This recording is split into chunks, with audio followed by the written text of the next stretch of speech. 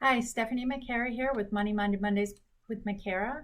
I'm Stephanie Mackara, the owner of Charleston Investment Advisors, an investment advisory firm in Mount Pleasant, South Carolina, and the author of Money Minded Families, How to Raise Financially Well Children. So we're talking this month about spending, right? Spending so easy to do. There's so many things available to us and at our fingertips, right? Amazon is a great example of just a way to spend, and particularly in this past year, even though we haven't been out shopping in stores as much as we were previously, Amazon Prime was ready and available for us, and has Amazon stock has done really well because of all of our spending. So it's so easy to spend our money, and spending it blindly without a thought is what I want to try to stop you from doing, right? I don't want to stop you from enjoying your life and buying things you want. I just want you to be aware of what you're spending and how you're spending it. So the spending survey, the tracking your spending are just really important tools. And then making sure what you're spending on does in fact align with your values. So we've gone through that this month. And the other thing I want to spend a moment on, because I think it's really important when you look at our country and the amount of credit card debt that's out there.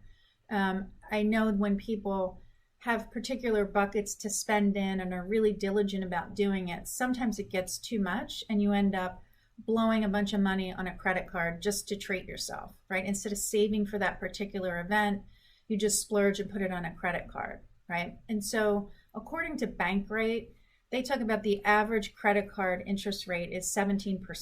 Okay, so 17% is extremely high considering where today's interest rates are at, below 4% for, most mortgages or loans. So 17%, the average balance is about $3,000. Okay, so the minimum payment on that type of credit card would be about $50 a month.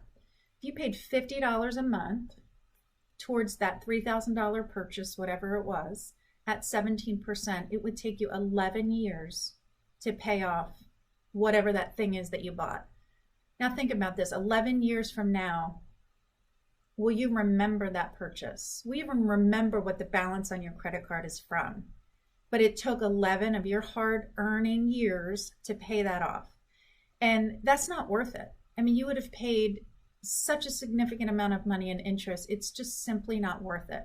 So sometimes you're in a pinch and you have to use a credit card. Of course, I've been there, I've done it. It happens. But be mindful of what you're setting yourself up for. No one wants to set themselves up for 11 years of payments for something they can't even remember they were paying for. So just keep that in mind. Be thoughtful about using credit. Make sure you get the best rate as possible that you can get if you need to rely on credit. And try to avoid it at all costs. If you can't afford it, you don't need it, frankly. I know there are extenuating circumstances where that's not the case, but just be keenly aware of what it's going to cost you in future dollars. Okay? Thanks, and I will see you here next month. It's always a pleasure.